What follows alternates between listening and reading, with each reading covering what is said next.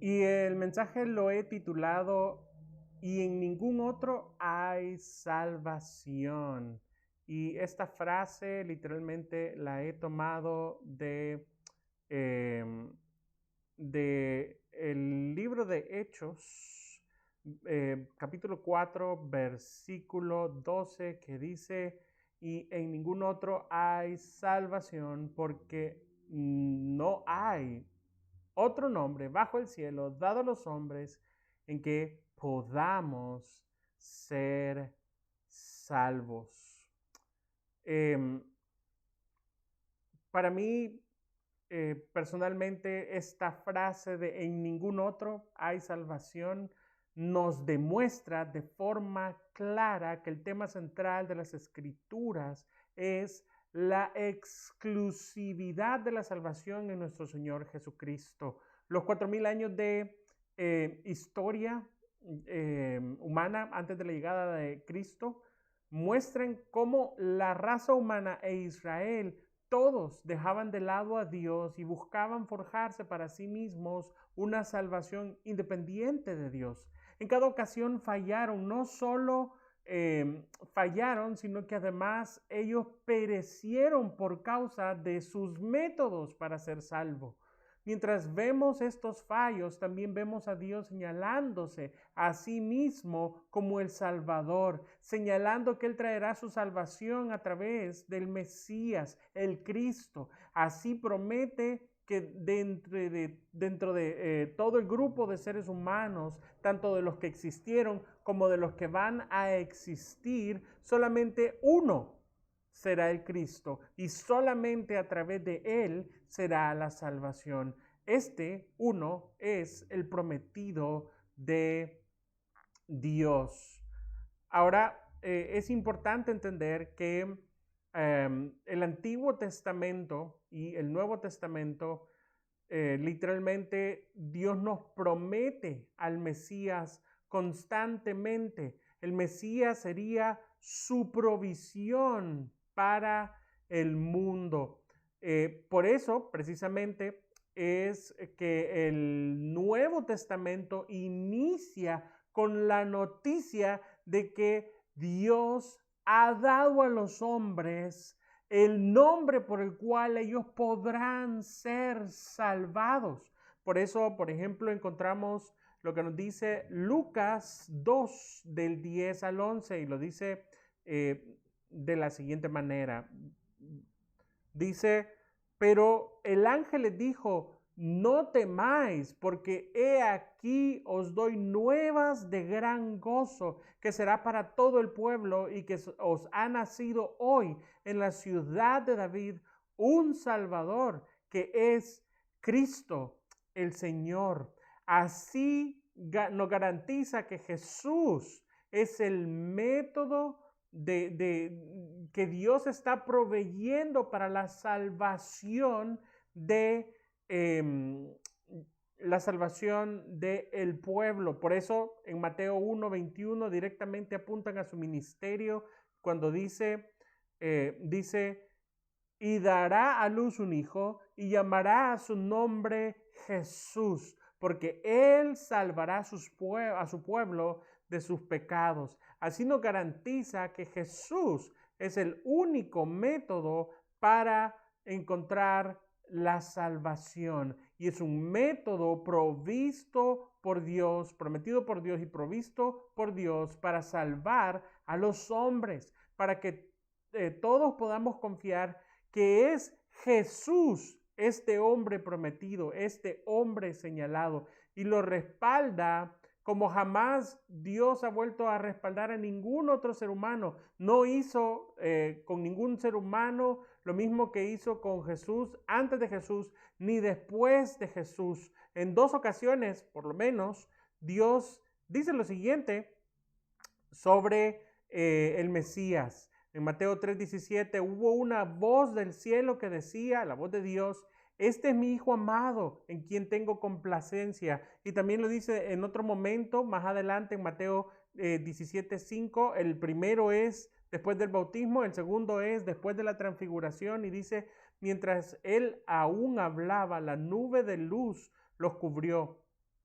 Una nube de luz los cubrió. Y he aquí una voz desde la nube que decía, este es mi Hijo amado, en quien tengo complacencia. A él oíd. Jesús de Nazaret es el método de Dios para la salvación, el medio exclusivo de Dios. Por eso lo respalda, por eso lo confirma. Y es por ello que sobre Jesús mismo se ha construido la iglesia. Así nos lo dice Efesios 2:20. Dice así: edificado sobre el fundamento de los apóstoles y profetas, siendo la principal piedra del ángulo Jesucristo mismo. Por esto, Pedro, en su primer discurso evangelístico, hace el énfasis en Hechos 2:36, cuando dice: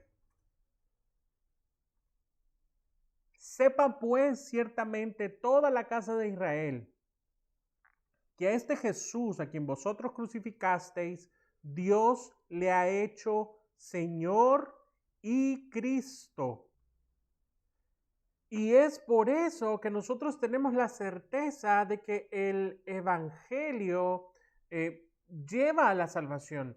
Esta salvación es el resultado del mensaje del Evangelio, que es que conozcamos quién es Jesús y el Cristo. Y por eso es siempre importante recordar qué es el Evangelio, cómo se predica el Evangelio, o cómo lo resumiría o lo resumen algunos de los apóstoles. Pablo lo hace de la siguiente forma en 1 Corintios 15, del 3 al 6, y dice así, dice: porque primeramente os he enseñado lo que asimismo recibí, que Cristo murió por nuestros pecados conforme a las Escrituras, y que fue sepultado y que resucitó al tercer día conforme a las Escrituras, y que apareció a Cefas y después a los 12, y después apareció a más de 500 hermanos a la vez, de los cuales muchos viven aún y otros ya duermen. Jesús es el único que murió por nuestros pecados. Él es el único que ha resucitado de entre los muertos. Esta resurrección es tan real como para que Él apareciese vivo delante de 500 testigos a la misma vez. Por esto es que solamente en Cristo hay salvación. Solamente en Cristo hay salvación.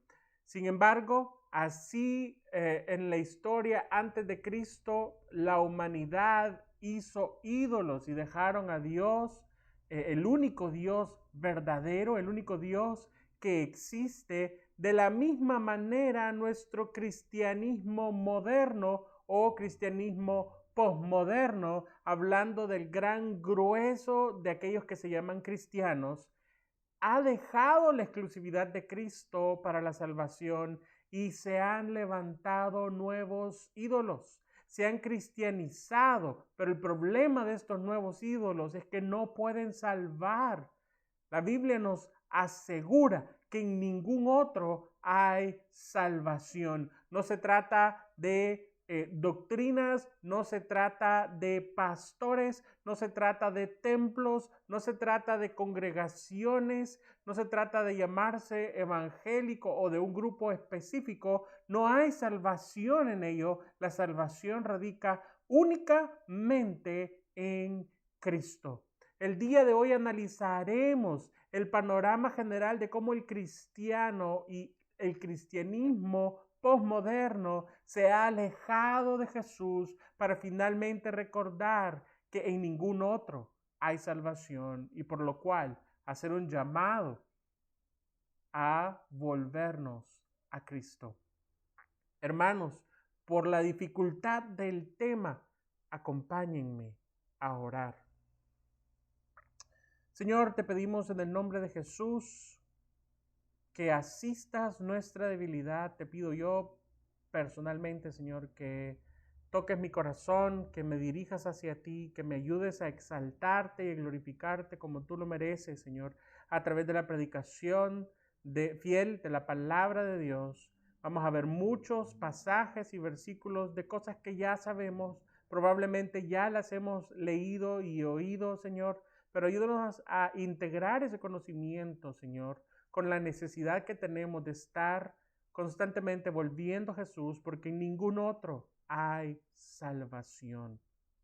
Ponemos esta enseñanza en tus manos y te pedimos con humildad que ilumines nuestro entendimiento en la palabra de Dios, en el nombre de Jesús.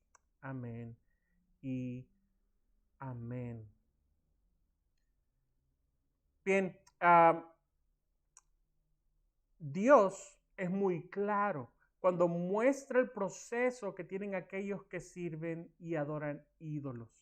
Miremos el pasaje, uno de los pasajes más famosos que sirven para estudiar el proceso de la idolatría. Estoy seguro que los que me han escuchado predicar, en más de una ocasión me han escuchado hablar sobre este pasaje. Es probable que tuvieron la oportunidad de escucharme predicar completamente una sola predicación sobre este pasaje, por lo cual hoy solo vamos a hablar de los rasgos generales, no vamos a entrar de lleno más que a tener fresco qué es lo que dice este pasaje de Isaías 44, 9 al 20. Isaías capítulo 44, versículos 9 al 20. Y dice de la siguiente manera: los formadores de imágenes de talla, denme un segundo, quiero compartir toda la pantalla. Dice así: los formadores de imágenes de talla, todos ellos son vanidad. Lo más precioso de ellos para nada es útil. Ellos mismos son testigos para su confusión de que de los ídolos no ven ni entienden. ¿Quién formó un Dios? ¿Quién fundió una imagen que para nada es de provecho? He aquí, todos los suyos serán avergonzados, porque los artífices mismos son hombres. Todos ellos se juntarán y se presentarán, se asombrarán y serán avergonzados a una. El herrero toma la tenaza, trabaja en las ascuas, le da forma con los martillos y trabaja en ello con la fuerza de su brazo. Luego tiene hambre, le faltan las fuerzas, no bebe agua y se desmaya. El carpintero tiende la regla, lo señala con alambre, lo labra con los cepillos y le da figura con el compás. Lo hace en forma de varón, a semejanza de hombre hermoso, para tenerlo en casa. Corta cedros y toma ciprés y encina y crece entre los árboles del bosque, planta pino que se críe con la lluvia. De él se sirve luego el hombre para quemar y toma de ellos para calentarse. Enciende también el horno y cuece panes. Hace además un dios y lo adora. Fabrica un ídolo y se arrodilla delante de él. Parte del leño que mueve el fuego, parte de él come carne, prepara un asado y se sacia. Después se calienta y dice: oh, me he calentado, he visto el fuego. Hace del sobrante un dios, un ídolo suyo. Se postra delante de él, lo adora y le ruega diciendo: líbrame, porque mi Dios eres tú. No saben ni entienden, porque cerrados están sus ojos para ver y su corazón para no entender. No discurre para consigo, no tiene sentido ni entendimiento para decir: parte de esto que vende el fuego, y sobre sus brasas cocí pan y hacé carne y la comí. Haré del resto de él una abominación. Me postraré delante de un tronco de árbol. De cenizas se alimenta, su corazón engañado le desvía, para que no libre su alma ni diga: ¿no es pura mentira lo que tengo en mi mano derecha?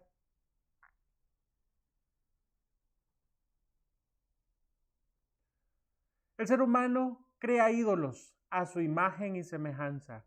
Este ídolo está relacionado con las necesidades físicas que el ser humano necesita cubrir.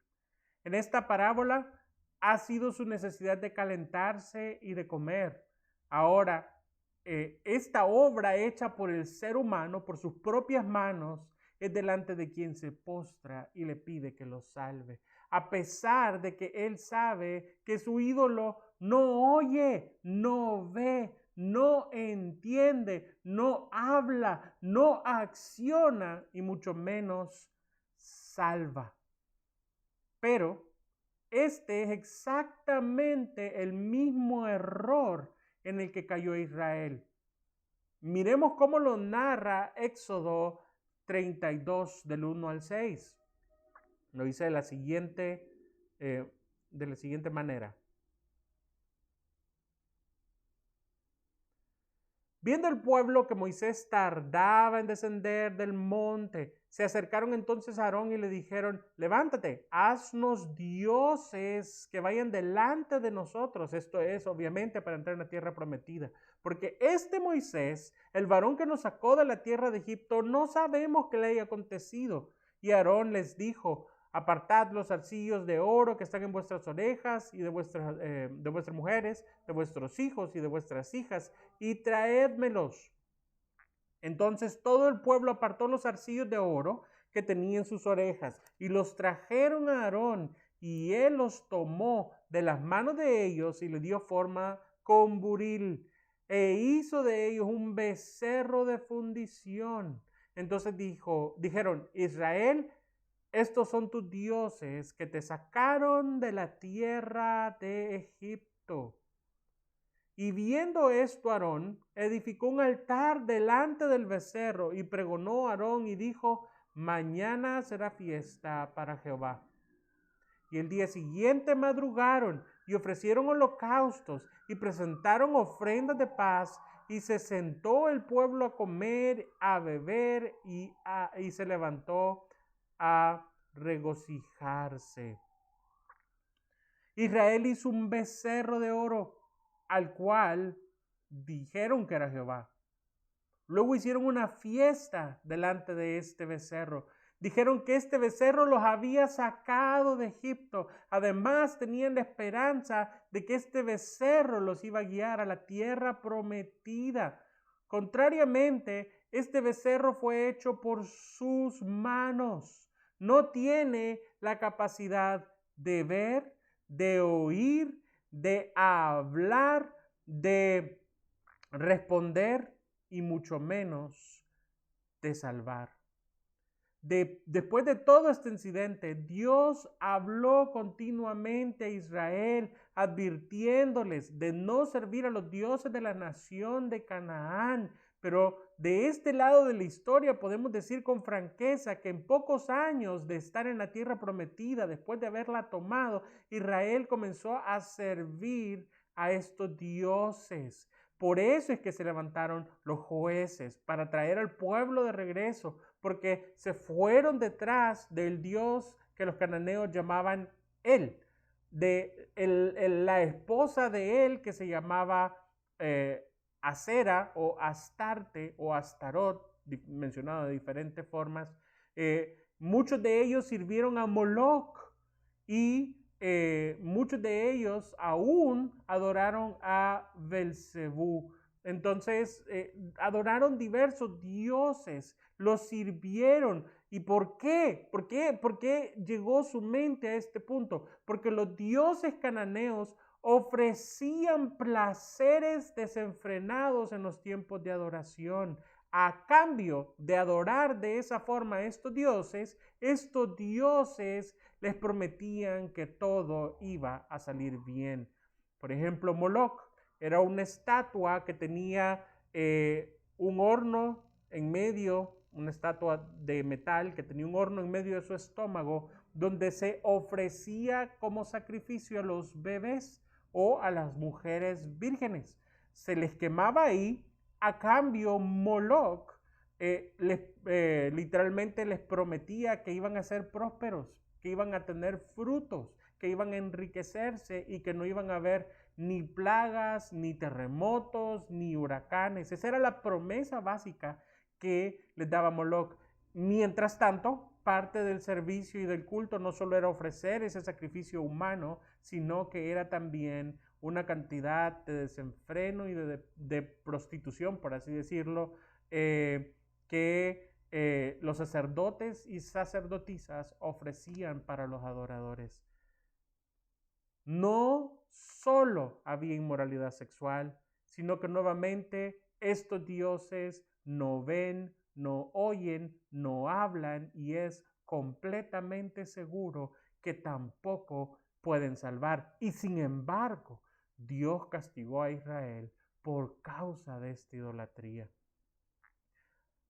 Esto es en Israel como pueblo, pero en Judá hubo otra forma de desviarse. Mientras ellos sí tenían funcionando el culto y el templo de Dios, donde estaba el arca del pacto de Dios, la presencia misma de Dios reposando en esa arca y donde supuestamente abundaban los profetas de Jehová.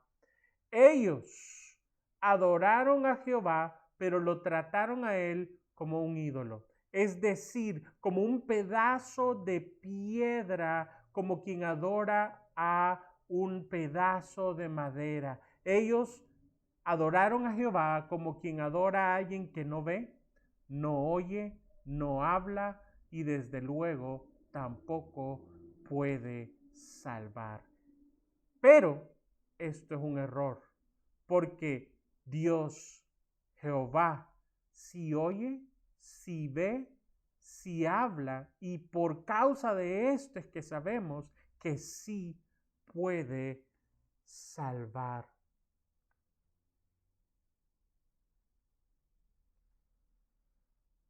Israel se había dividido en dos reinos.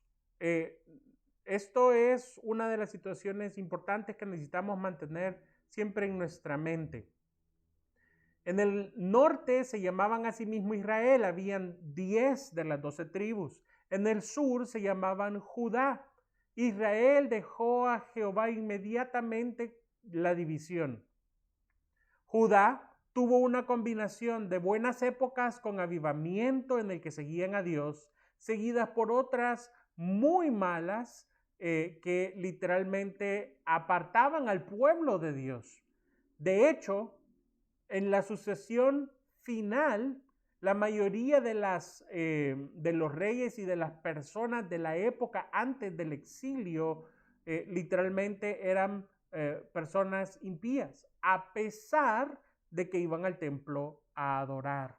Aquí es cuando Dios le explica al profeta Jeremías qué le pasó al pueblo, porque el pueblo lo dejó a él como un Dios vivo, todopoderoso, y o se fue a los ídolos o lo trataron a él como un ídolo. Y esto es importante porque idolatraron el templo, idolatraron el arca del pacto, idolatraron el servicio a Dios y dejaron de lado a Dios.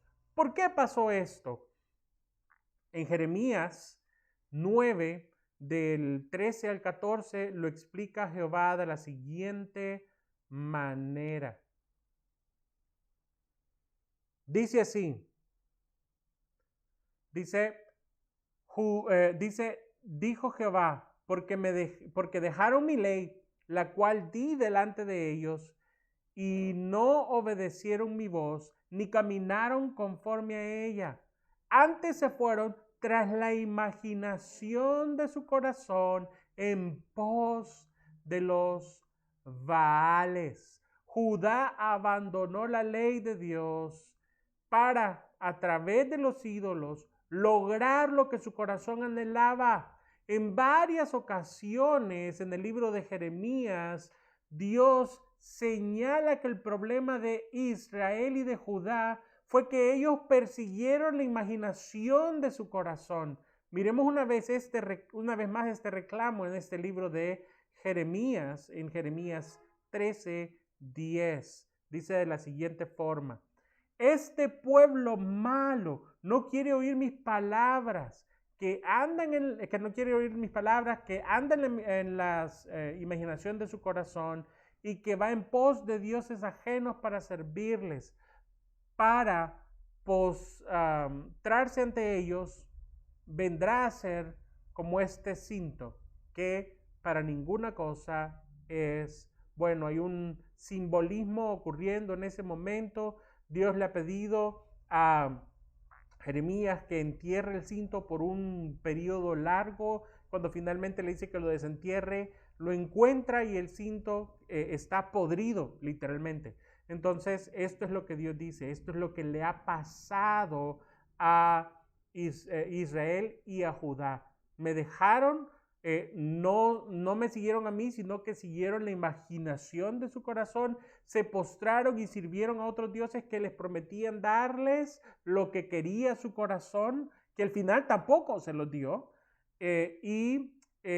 finalmente se han vuelto como este cinto podrido. En ese entonces, Dios ya tenía algunos siglos de estar enviando profetas que llamaban a Judá a arrepentirse. Pero el pueblo de Judá dijo, tenemos el templo de Dios, tenemos el servicio a Dios, tenemos el arca de Dios, ¿cómo que nos arrepintamos?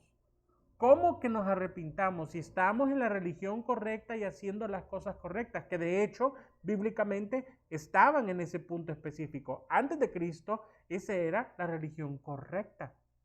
Y Judá no quiso oír a esos profetas.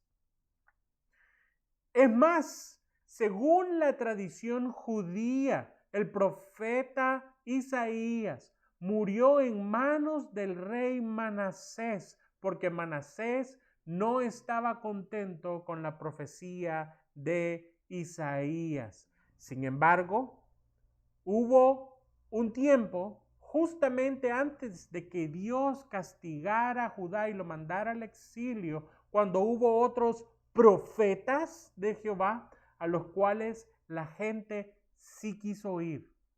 Y esto es lo que Dios acusó de estos profetas de Jehová en Jeremías 6, del 13 al 14, dice de la siguiente forma, dice, porque desde el más chico de ellos hasta el más grande, cada uno sigue la avaricia. Y desde el profeta hasta el sacerdote, todos son engañadores. Y curan la herida de mi pueblo con liviandad, diciendo paz, paz. Y no hay paz.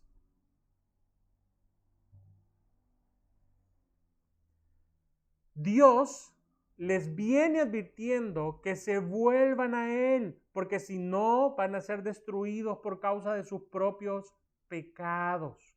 Pero los profetas, cegados por su avaricia, profetizaron para la gente avariciosa que habría paz, aunque lo que Dios tiene en mente para Judá en ese tiempo es lo contrario. Dios les está advirtiendo que se arrepientan. Por eso, en su misericordia, Dios le advierte a Judá lo que dice aquí en Jeremías 14, 14. Lo vamos a ver en la presentación y dice así, dice, me dijo entonces Jehová, falsamente profetizan los profetas en mi nombre. No los envié, ni les mandé, ni les hablé. Visión mentirosa, adivinación, vanidad y engaño de su corazón os profetizan. La esperanza de Judá al escuchar estas palabras mentirosas es que van a tener lo que su corazón anhela. Su esperanza real no es creerle a los mentirosos profetas que les dicen todo va a estar bien, cuando la palabra durante siglos de parte de Dios para ellos ha sido arrepiéntanse. La esperanza real de Israel no está en la boca de estos profetas avariciosos. Su esperanza está en creer el mensaje que Dios les está mandando por misericordia. ¿Qué es lo que Dios les dice? Dejen de perseguir la ilusión de su corazón y arrepiéntanse, vuelvan a mí y vivan. Pero con el paso del tiempo, el pueblo siguió su camino hacia su propio castigo y su destrucción. Porque la profecía de los profetas mentirosos fortalecía sus malos caminos. Por eso dice lo siguiente Dios en Jeremías 26, 16 al 18. Lo vemos en la presentación y dice así, dice: así ha dicho Jehová de los ejércitos, no escuchéis las palabras de los que profetizan. Os alimentan con vanas esperanzas, hablan visión de su propio corazón, no de la boca de Jehová. Dicen extraviadamente a los que me irritan, Jehová dijo, paz tendréis. Y cualquiera que anda tras la obstinación de su corazón, dicen, no vendrá mal sobre vosotros. Porque ¿quién estuvo en el secreto de Jehová y vio y oyó su palabra? ¿Quién estuvo atento a su palabra y la oyó? La profecía de los profetas mentirosos era agradable al oído del pueblo. Era lo que ellos querían oír. Por eso no querían recibir el verdadero mensaje de Dios, porque la profecía de Dios les parecía desagradable. Y por última vez en este capítulo, Dios le vuelve a advertir con misericordia lo que dice el versículo 21 al 22. No envié yo a aquellos profetas, pero ellos corrían. No les hablé, mas ellos profetizaban. Pero si hubieran estado en mi secreto, habrían hecho oír mis palabras a mi pueblo. Lo habrían hecho volver de su mal camino y de la maldad de sus obras. El pecado de Judá era tratar a Jehová como un ídolo. Es también un pecado que el apóstol Pablo ya advirtió que ocurriría en la iglesia. Mientras Jeremías habla unos 600 años, entre 500 y 600, 600 y 500 años antes de Cristo, aproximadamente en ese periodo, Israel va a ir al exilio en ese periodo. Mientras Jeremías habla de esto, el apóstol Pablo, aproximadamente 6 a 7 siglos después, dice que esto mismo le va a ocurrir a la iglesia. Y Pablo está escribiendo a su discípulo Timoteo en la última carta que le escribe, sabiendo que es su última comunicación y que él está a punto de ser martirizado. Es tan importante lo que dice en esta carta porque Pablo sabe que en pocos días va a morir y es su última carta literalmente escrita. Así, con esta importancia, le escribe a Timoteo en 2 de Timoteo capítulo 4 y le dice lo siguiente. Le dice, capítulo 4 del 1 al 4. Te encarezco delante del Señor Jesucristo, que juzgará a los vivos y a los muertos en su manifestación y en su reino, que prediques la palabra, que instes a tiempo y fuera de tiempo, redarguye, reprende, exhorta con toda paciencia y doctrina, porque vendrá tiempo cuando no sufrirán la sana doctrina, sino que teniendo comezón de oír, se amontonarán maestros conforme a sus propias concupiscencias y apartarán de la verdad el oído y se volverán a las fábulas. La herramienta de Timoteo como pastor para dirigir la iglesia es la palabra de Dios. Debe usar la doctrina para redarguir, reprender y exhortar, porque llegará el momento en que muchos en la iglesia no querrán escuchar la sana doctrina, la doctrina bíblica. ¿Por qué? ¿Por qué está seguro de esto Pablo? Porque es lo que pasó con Judá. Es lo que le pasó a Judá, teniendo la religión correcta, funcionando de la forma correcta, desecharon a los que de verdad hablaban de parte de Dios y mataron a esos profetas. Pero todos los profetas que les dijeron lo que querían oír y sobre todo que les garantizaron de que iban a tener bendición y que no les iba a pasar nada malo, a pesar de que ellos estaban actuando mal y pecando contra Dios, ellos lo escucharon y dejaron que hubieran cientos y cientos de profetas de Jehová, al punto que Jeremías reclama y dice: Señor, pareciera que solo yo he quedado sirviéndote como verdadero profeta de Jehová. Pues Pablo dice, esto es exactamente lo que va a ocurrir. Llegará el momento en que no querrán escuchar la sana doctrina, pero amontonarán. Y esta frase nos muestra que no va a ser uno o dos falsos maestros. Será como en el tiempo de Jeremías, donde los maestros genuinos de la palabra serán pocos, la gente no los querrá oír porque estarán llenos de maestros que harán que ellos aparten sus oídos de la verdad y sigan las fábulas. Ahora,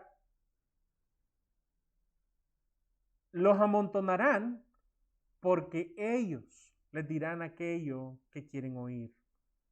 Porque eso que ellos quieren oír no los redarguye de pecado, no los reprende, ni los exhorta. Al contrario, como ocurrió en el tiempo de Jeremías, sus enseñanzas, las enseñanzas de estos falsos maestros, fortalece el camino de los malos. Por eso los malos no sienten la necesidad de arrepentirse y volverse al Señor. Al final preferirán oír las fábulas antes que la Biblia. Los seres humanos creamos ídolos que no ven, que no oyen, que no hablan y definitivamente no pueden salvar. Y sin embargo, el ser humano espera ser salvado por las obras de sus propias manos.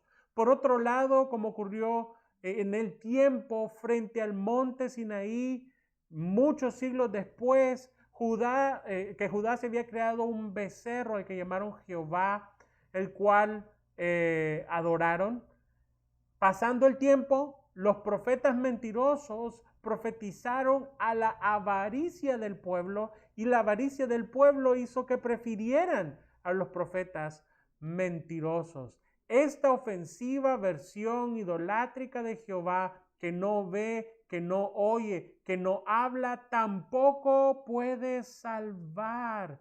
Y así, como en el caso de Judá y ahora en la iglesia, se amontonan para sí mismos falsos maestros que enseñan doctrinas conforme a la concupiscencia de las personas. La palabra concupiscencia significa la memoria que tiene nuestra carne del pecado, dando como resultado una versión de Dios, de Jesucristo, que es un simple término de idolatría. No es el Dios de las Escrituras, este Jesús que va a venir al final de los tiempos a juzgar las obras de los vivos y de los muertos. Muchas veces eso se nos olvida por completo. El juicio final lo dirige nuestro Santo Señor Jesucristo. Pero así como los maestros malos y mentirosos se amontonan, se crea una nueva versión, una nueva imagen de lo que sería Jesús, un Jesús más como un ídolo, un Jesús que no ve, no oye, no habla, y ese Jesús, esa versión falsa, no puede salvar. Pero aún hay esperanza, esperanza en el único Dios verdadero, el cual no es de madera, no es de piedra, ni es de oro. Él no ha sido formado a la imagen y semejanza de ningún hombre. Al contrario, Él sí ve, Él sí oye y Él sí puede salvar.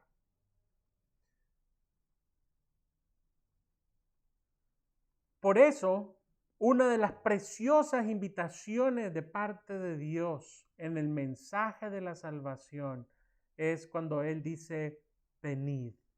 El mensaje de Dios sobre su salvación es el mismo que le dio a Israel en el monte Sinaí, que le dio a Judá por medio del profeta Jeremías, de Ezequiel y otros profetas que sí eran profetas, que llamaban a las personas a que se arrepintieran, se volviesen a Dios y dejaran los ídolos. Ese es el mismo Dios que nos llama a sí mismo, pero a través de nuestro Señor Jesucristo. Y así, por ejemplo, lo dice de claro en Isaías, la invitación de parte de Dios en Isaías 43, 11 al 12, dice de la siguiente manera. Déjenme compartir con ustedes el PowerPoint. Dice así, dice, yo Jehová, y fuera de mí no hay quien salve. Yo anuncié y salvé, e hice oír, y no hubo entre vosotros Dios ajeno. Vosotros pues sois mis testigos, dice Jehová, que yo soy Dios.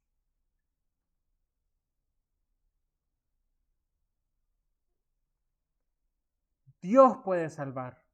Y esto constantemente es una invitación de parte de Dios al pecador.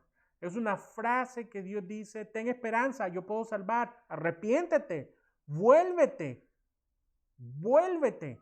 De hecho, el énfasis de Dios es que lo hagamos hoy mismo, que lo hagamos con urgencia, que nos volvamos en este mismo momento. Por eso lo dice de la siguiente manera en Isaías, una invitación preciosa que dice así, venid luego, dice Jehová, y estemos a cuentas, si vuestros pecados fueren como la grana, como la nieve, serán emblanquecidos, si fueren rojos como el carmesí, vendrán a ser como blanca lana. Desde el inicio del Nuevo Testamento, nosotros encontramos la predicación del Evangelio, la cual es la buena noticia de que el método para tener paz con Dios es a través de Jesús, el Cristo, siguiendo el mismo argumento de venid, acerquémonos, seamos salvos, arrepintámonos y volvámonos a Dios. El apóstol Pablo nos muestra cómo es a través de Jesús que nosotros nos acercamos a Dios y somos salvos. En Romanos 3:26 lo dice de la siguiente manera.